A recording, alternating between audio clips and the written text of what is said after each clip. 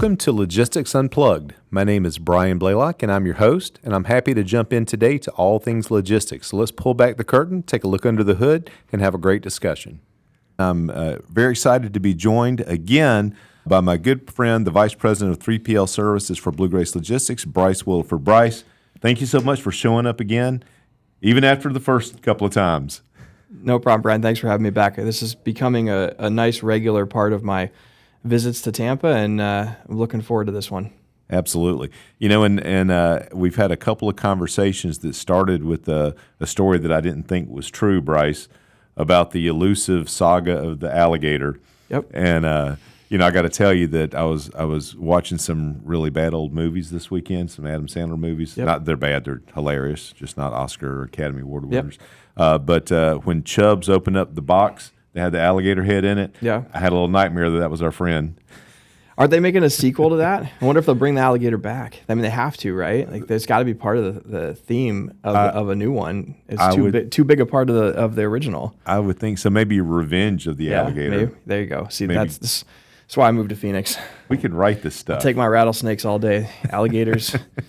Oh, man. Anyone who hasn't listened to the previous version yet, just please understand that Bryce is not a huge fan of the alligator as a species. So, Bryce, all good fun aside, we are here to talk about some things that are sometimes fun and maybe sometimes not. We want to understand a little bit about what's going on in the industry. It's our time for your market update. And since we saw you last, tell me a little bit about what you've been up to and what the industry's been up to, and let's get that news and weather report. Absolutely. So since we met last, done a little more travel, been in Arizona, went to visit our office in Akron, Ohio, met with some customers while I was there, and now back here in Tampa. We just got finished with our LTL Carrier Summit, so we had 9, 10 or so of our larger LTL partners here in the office in Tampa, along with a few of our other technology partners and some folks that are part of that industry and that segment of our business. For a couple of days, it was fantastic, great education for me personally. I'm getting to meet with all of those different partners and hear about some of the things they've got going on, some of the new services they're launching, the different areas that they're targeting from a growth standpoint. Lots of discussion around what's going to happen with the market coming up and where we're going to go moving forward. And obviously, we'll talk a bit about that today. I've got a few updates for everybody that I can share.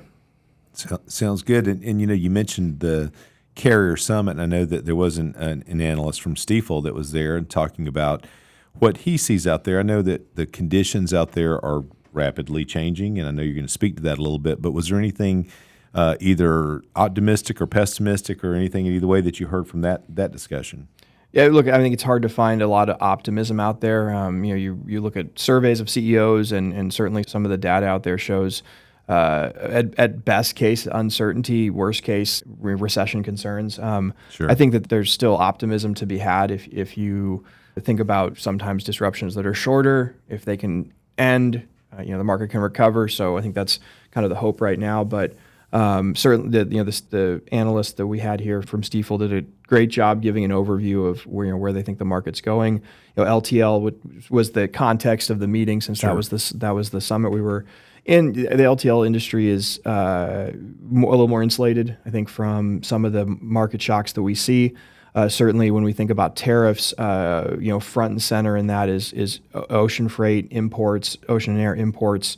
And then the services that are directly tied to those modes of transportation. So port services, drayage, intermodal, right? So a lot of containers come into the ports and go right onto a train and then get to their inland destination. I think those areas of the industry are a little more exposed to some of the tariffs, but if manufacturing activity dips, if consumers stop spending, if the inventory that's been built up over the last couple of months gets worked through, it's going to impact the whole market. It's going to impact LTL. It's going to impact truckload. It's going to impact parcels. So I think everybody is on edge right now looking for kind of what's next, and will we get a more clear picture? Will some of the tariffs be walked back? Will, for example, steamship lines have increased their blank sailings now over the last couple of months after Right. a pretty big pull forward of inventory leading up to the tariffs. Will we see a reversal there with the tariffs in place? The answer is probably no. But if we can work out some trade deals, if we can walk back some of the rhetoric, I think that it's possible for that to correct itself. And the faster that happens, the faster we can get back to what I think everybody was hoping would happen in 2025, which is a market recovery. The first 2 months of the year, we saw manufacturing expand for the first time in, I think, 26 months. Right. And that was very positive, right? A lot of over-the-road transportation is driven by manufacturing. I think a lot of attention is paid to consumer spending and consumer goods, which are certainly a huge component of transportation, but really manufacturing activity is incredibly critical to the health of the market. And in March, those two advances were reversed. We saw manufacturing decline actually move back into move out of expansionary territory based on the producer price index that's published by the Bureau of Labor Statistics. That was disappointing to see, certainly as somebody who was hoping for a market recovery this year. But that's a metric that I'm going to be watching very closely as we move forward. We definitely saw sentiment walk back from a more positive place. The Logistics Managers Index as well as the Cass Freight Index both showed that from a data standpoint, from a feedback standpoint. And then you see some more negative feedback out there. The National Retail Federation is projecting that year-over-year imports are going to drop in May, which will be the first time in 19 months that container growth has declined in the U.S. So that's concerning. So again, not a lot of positivity right now, but hope, I guess, still that we can see some positive directionality. I think that's actually a good word for that, and I think that I tend to be hopelessly optimistic because of just my belief in the resiliency of the people, and I think that as long as at some point you're right, things have to turn. They have to turn in another direction. As long as they actually do, our job, regardless of which direction that moves in, is to be a little bit more agnostic to modes, a little bit more agnostic to process, and just be flexible enough to create the right process around all the opportunities that are in front of us. So, Bryce, knowing that is the case, and I know a lot of your world is in the large moves and on the truckload side, but talk to me about how much of that you just finished an LTL Summit. Talk to me about how smaller orders create more need to be flexible and agile in that LTL space. I mean, I think that even in a declining market, there's still opportunity for optimization. There's still opportunity for becoming more efficient. There's still opportunity for price savings. Certainly, freight rates have, in the truckload space, have been declining. It didn't seem like they could get lower than they were last year at this point, but they actually are. Dry van rates, spot rates on the DAT are, below $2 a mile last week, and that's something, a level we just haven't seen in a very long time. Reefer rates are at their 12-month floors, and if you look at a chart of spot rates over the last few years, you see 2022 is just way above everything else. It's declining, right, and then it hit a little bump at the end of the year, but it's declining. And then the 23, 24, and now through the beginning of 25, everything kind of bouncing along the bottom. But somehow that 2025 line's managed to sneak underneath the 2024 rate trend and has continued to drop. We saw a little bit of a spike to close out Q3 or Q1, excuse me, and again, send back to the word hope, right? Something to grab onto. Maybe this is it. Maybe Q2 will look better. It's not. And a lot of the rate projections have continued to go down. There's still a major gap between contractual truckload rates and spot truckload rates, with contractual rates being 30 to 40 cents higher depending on the equipment type. The one area that we did see some excitement was the flatbed market. The flatbed market traditionally starts to spike in Q2 as it gets warmer, right? Construction projects, things like that kick off. We saw that happen earlier this year at February and certainly in March. And a lot of that was driven by the pull forward of container shipping, more capital projects, more large pieces of equipment and product being brought in sooner than anticipated to have inventory on hand before tariffs hit, to be ready for construction and to be ready for other big projects especially projects that have been planned already, right? You're going to need a certain amount of lumber, you're going to need a certain amount of steel for a big construction project that you have planned to do in July. You might not get that product in until May in a normal environment. If you're a construction company, maybe you pulled those orders forward and brought them in February to avoid the tariffs. So we saw a big spike in flatbed demand but that's already started to recede. The last 2 weeks, we've seen loads posted, load volumes for flatbed drop. Rates are right behind that, coming back down. So I think we're going to see all of that happen. That being said, it doesn't mean there's not opportunity for shippers to find new partners that fit what they're working on. Certainly ways to create savings through efficiencies, to continue to work on aligning your supply chain with your business goals and making sure that you have the right combination of providers, but also flexibility. And like we saw during the pandemic, when we saw a pretty big market decline initially because people just stopped spending money, stopped shipping, that bounce back was pretty intense. And now I don't think we're going to see something like that again. But you see it in the stock market. There's a lot of whiplash right now, Yep. and a major reversal in tariffs, another change in the market that could spark people putting in more orders, or some of the plans that had been in place for 2025 before being dusted off and brought back to fruition. Could lead in some additional demand down the road. And I think you need to be ready for that as a shipper. I think I said this in the last podcast, but we, from a sales standpoint, are definitely seeing customers willing to engage this year in ways they were not last year. Every conversation is not about savings. Every conversation is not about lowest price. But there's a lot of conversation around nimble, flexible, adaptable, and that's what I would advise shippers to be thinking about, because the what we're in today is not what we will be in tomorrow. Now, it could get worse before it gets better, but at some point there will be change, and being adaptable is going to be important. Yeah, I couldn't agree more. And I'm going to try to remember 2 points I thought of while you were talking about the flatbed part of that, and some of the sailing that started early to bring in inventory. But I just have a quick question on that surge that you saw in flatbed. I know you said it's kind of tailed off a little bit now. Do you see that being solely the position of making sure that freight could get here for a season that was happening anyway, or do you see some glimmer in a particular market, a particular industry that you saw finding some bounce back to maybe a sector or maybe a particular industry? I think it's really, I wish I could say that it was the latter, but I really think that it was mostly driven by pull forward in inventory. Again, combined with this is the normal seasonal pattern for flatbed freight. There are simply more projects that require flatbeds when it's warm out. Yep. Road construction, buildings being built, et cetera, when it's sub-zero temperatures and high winds and it's freezing. Not quite as much, but those bigger capital projects occur more frequently when it's warm. And so this time of year is when you would traditionally see a spike in volumes of flatbed freight and increased demand. That's the seasonal market for flatbed. And we talk about taking a step back, like the market cycles, right? In the freight industry, there's sort of always three cycles going on. Your large macroeconomic cycle that moves from 18 months to 3 years, peaks and valleys. You've got your annual cycle. Things are slower in January than they are at the end of the year with peak season and the holidays. And then seasonality from different commodities, produce, Christmas trees, turkeys, right, for Thanksgiving, floral. To be clear, we're not putting those on the flatbed. No. It's like the reefer flatbeds out there. You're only in January up north, right? That's a reefer flatbed. You got your screen door on your submarine, right? This is the normal seasonality for flatbed, and that occurred at the same time, and I think that's what created such a pronounced spike.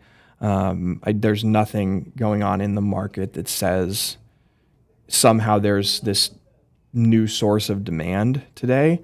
And I think that's partially why, as soon as like clockwork, right? Tariffs hit, they got announced, you saw an immediate pullback in volumes, right, as some of those volumes stopped shipping. And anecdotally, some of the shippers we've talked to have a lot of inventory on hand, have built up capacity for order fulfillment. So your upstream supply chain participants, manufacturers and distributors have more inventory now. Your downstream participants are starting to build some of that inventory to be prepared for demand. Hopefully we don't see just a total pullback in consumer spending, so that product flows out of those warehouses over the next few months. And if we can, in that time, see a sort of level set of tariff policy and some of the other strains on the market, I think we could hopefully get through this and and certainly not see a recession at worst case. Yep. And I think that that's where my hopeless optimist will kick in, and I think we'll surf through it. And but the reality is still that we have to be flexible around it, whatever it is. Yep. And you talked about some of that early inventory that hit sailing schedules earlier than normal, and that. Do you still see? Because I've had a few discussions with some partners that were trying to solve things they don't normally solve for. If that was a double negative in there somewhere, I apologize. Ms. Schweitzer, my English teacher from the 11th grade. But when we look at some of the freight that was pushed out, maybe in response to getting in front of some of the tariffs and just getting that out before that hit, do we still have some maybe LTL spike or some things ahead of us for some of that freight that may still be on its way in? Do you still see a little bit of that hitting the market? Well, I think what we'll see is a lot of the product that was brought in and is in warehouses now, that'll ship out, right? So there's still going to be that demand or that volume propping up the market in the short term, but long term, it's going to depend on that trade policy and do people continue to put orders in or do container sailings continue to slow down, imports slow down, and if we do see recessionary activity in the economy, people stop spending money, companies stop investing. There's CEOs right now. What do you do, right? You short term, long term. I think it's difficult to try to plan when there's just simply so much uncertainty from the government that could change anything, right, at any time. That's probably the most concerning part, I think, is we just don't know. And so that in from a supply chain professional standpoint, when you don't know, you look inward. Where can we improve? You try to get flexible, right, so that you can adapt to whatever the next outcome is. And having good partners, having modal flexibility, service line flexibility is important in those situations. No, I 100% agree. And you started talking earlier about some of the shippers that are having more of an appetite for discussions than they normally would. A lot of that is because some of these fluctuations are making us think about modes differently that we don't have experience in. They're making us look at order sizes that we've never had to control before because they're different. And I think I don't want to say this is an optimistic thing because we want all businesses to do well. But what we do see, or what I see, is I see more of an appetite to get it right. And in the previous discussions you and I had, we talked about doing things a little bit more from the order out than the perceived normal shipment activity that we might normally think of. So talk to me a little bit about kind of getting it right by working from the order out and just making a right decision regardless of what that mode may be. Yeah. If you break your process down to look at orders, number one, as a shipper, I think it helps you get closer to your customer because you're looking at that order level activity versus shipments, right? A shipment could have many orders. An order could be multiple shipments if it's a big order. So what are the characteristics of the order itself? What are the requirements, right? When is it due? How big is it? Is it all shipping from one location, right? You might have an order that's being fulfilled from 2 or 3 different DCs, or you might have an order that's shipping from a third-party manufacturer, and then another part of that order that's coming from your own manufacturing facility. So what are the characteristics of that order and the requirements? How do you make sure that when that order lands with your customer, that it's on time, it's in full, it meets the needs of your customer? And that none of that is mode driven, right? Like those are requirements in your purchase agreements with your customers and within your supply chain.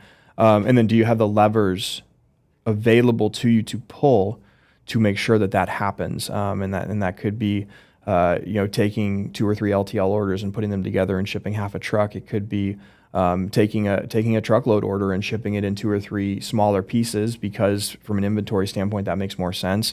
It could be having the ability to fulfill from more than one location. And so having, carrier or provider diversity becomes important in that situation. And so really, again, it all boils back down to looking at the order and then building out from there and being able to be flexible. I think a lot of shippers have seen More and more carriers are going out of business. More and more carriers are sidelining their trucks. Now, it's definitely not happening as fast as we've seen in the past. And I think that's due to a couple of things. Number one, there was a ton of money that was spent during the post-pandemic shipping boom. Drivers and carriers that were able to pay off equipment that are simply able to park their trucks now and jump back in them when there's good freight versus not being able to make the payments on those pieces of equipment. So there's a pool of capacity that's there waiting, right? That's there waiting for the next spike.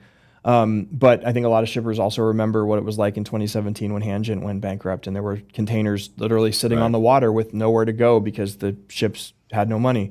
And I think that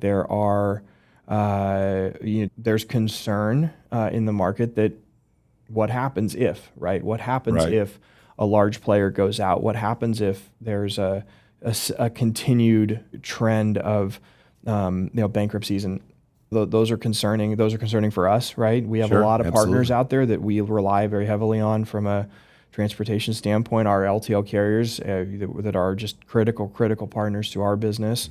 That we're just here, and that's something that we'll keep an eye on as well, to both for ourselves and on behalf of our customers. Couldn't agree more. And Bryce, great update today. We wish it could always be sunshine, but it's always at least got to be truth. And hopefully we still had a little bit of fun. We gave you a little bit of update on our alligator friend, and we'll see how his future holds up. Yeah.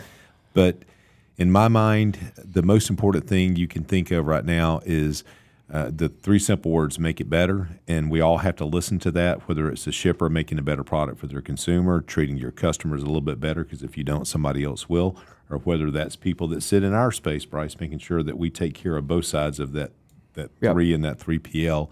But if you would share before we make it a wrap for today, share just a few pieces of advice, and I'm going to ask you to put it in two places: people that live where we live in this space, and the people that are shipping products to their customers. Give us two little small pieces of advice as we navigate these waters. Okay, great. So I think I'll start with in the 3PL space. You get close to your partners, right? Your customers, your carriers. Your technology partners, understand who's critical to your business, understand the parts of your business that make you function, make you profitable, make you able to sustain what you're doing, and be hyper focused on it. If I'm looking at running my unit, right, I'm thinking about what are those critical pieces of my business that help us move forward, and I'm laser focused on that. How do I get better there as much as possible? And that helps my customers, it helps my carriers, it helps my employees, it helps all those critical pieces of my business. From there, for our shipping partners, you've got to really understand what's similar concept, what's important to you. How do you keep your customers happy? How do you maintain the inventory levels that you need to fulfill your orders, while sort of planning for any concerns you have in your supply chain? And that boils down to flexibility, change management, risk management, and in a world where for the better part of 2 years we've talked a ton about price, right? Huge cost associated with the post-pandemic shipping boom that everybody felt, shippers felt. A lot of savings has been found since then, and rightfully so, right? Because there was a lot of overspending in the year or so following the pandemic. How do you look now and transition from just being focused on price to service, to flexibility, to efficiency, order level management, right? As a concept, technology and visibility to your shipments in transit, and customer service. Providing a quality product to your customer on time and in full. Absolutely.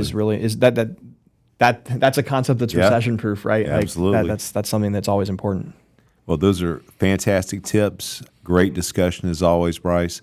And we're going to let that be a wrap. But just a quick personal note, we're all going to be okay.